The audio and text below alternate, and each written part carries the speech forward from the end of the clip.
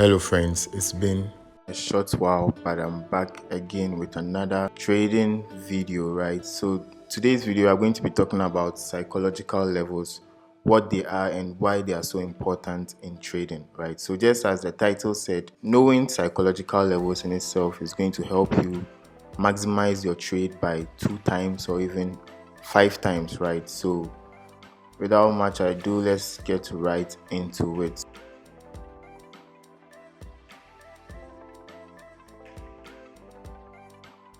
So psychological levels are basically like prices that traders consider to be very much significant, right? So on the charts here is basically like lines. Let me put an example here, right? So if we say this is a psychological level, price is more likely to obey this level, right? They also call it key level sometimes, right? So price mostly bounces off or bounces on these lines.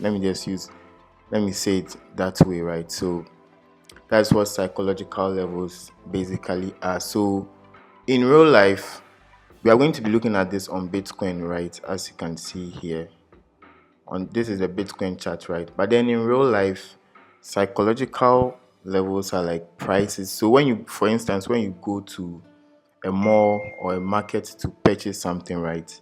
Maybe you go to buy some new shoes, and then the price of the shoes is, let's say, 500 cedis, right? Let's use cedis for this example. So 500 cedis. If you are to bargain for that shoe, you are not going to bargain and say 499, right? It's obvious that you bargain to 450 or probably 400 cedis.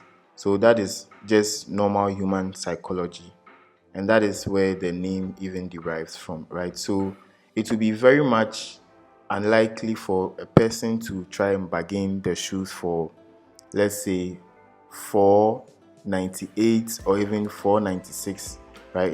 It is more likely to be rounded figures, and that is what we call in trading the psychological levels. So I'm going to show you just now how to plot psychological levels in your chart. This is Bitcoin. It works for others as well. It works for especially the major traded currency pairs like the GU or GBP USD and USD JPY and so on and so forth, right? But we'll be looking at this with Bitcoin, one of my favorite pairs so far. So on the higher time frame, mostly when you plot on the higher time frame, you're going to find plotting supply and demand zones will be very useful on the higher time frames, right? Like I've done here. But then trying to plot psychological levels here would be very difficult, right? So for that matter, let's drop down to the 15 minutes time frame. So before I forget, there are two major types of psychological levels, right? That is the sub psychological level and then the main psychological level, right? So let me just put down here.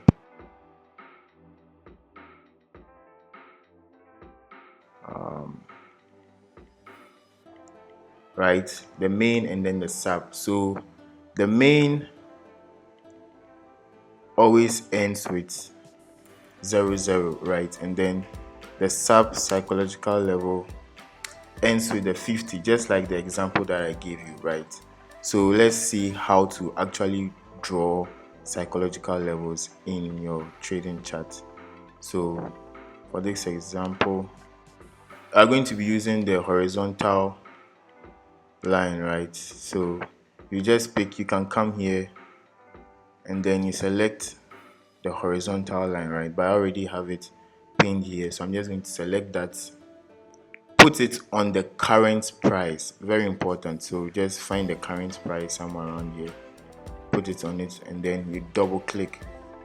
So right now we have Bitcoin current price being 63,544, right? So we are just going to make this 550, right? So this is our sub psychological level, and then now it is plotted here, and then you go for the horizontal line again, move a little bit above it, double click, right? So Then what's this one going to be?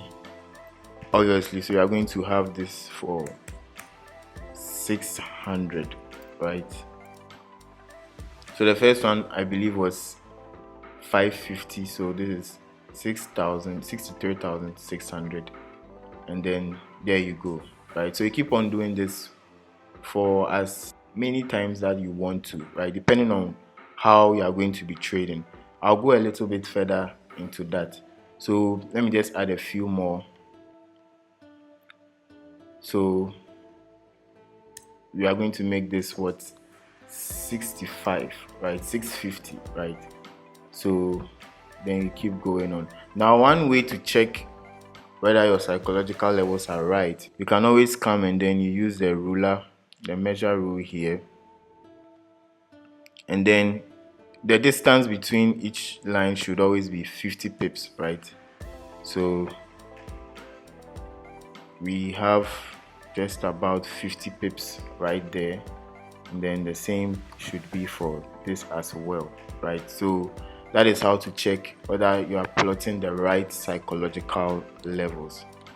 So that is just the basic part of it. Now, how to apply this in your trading. So mostly let me say this, the main psychological levels obviously are going to be, much more important than the sub psychological levels. Reason being this, right? When you are trading on the 5-minute time frame, let me zoom in a little bit, right? If you notice, price is mostly respecting the main psychological levels, right? Main psychological levels, as compared to, it does respect the sub psychological level, but not as much as the main, right? So if I should go this way,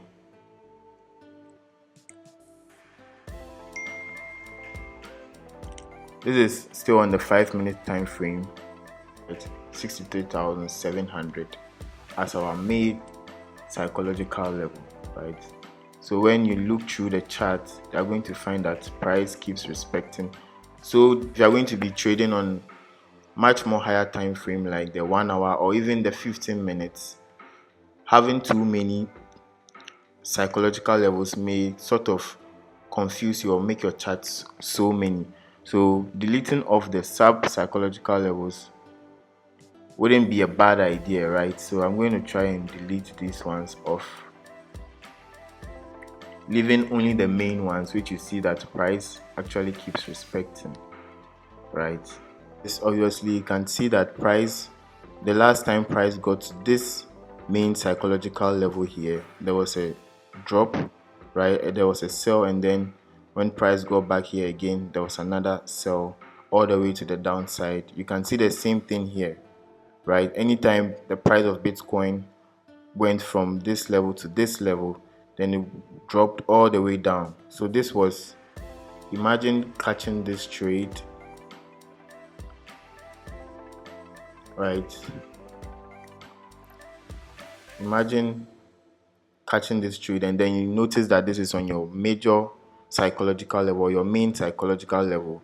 You then enter a sell. So this could be one of your confluences, right? You can't really trade only psychological levels. You need to have a few other confluences, like your supply and demand zones. If you use indicators, you can use some of the good indicators as well as your price action. So you need to be very good at price action as well, and also a bit of trend lines, and then you are good to go. So this is how to apply psychological levels in trading Bitcoin and also other currency pairs that we have. So I'm sure you guys enjoyed this video. If you did, make sure to smash the like button, and also subscribe if this is your first time coming here. I make more videos like this to help you as a beginner trader to become better and profitable. So thank you guys for watching, and I'll see you in the next one.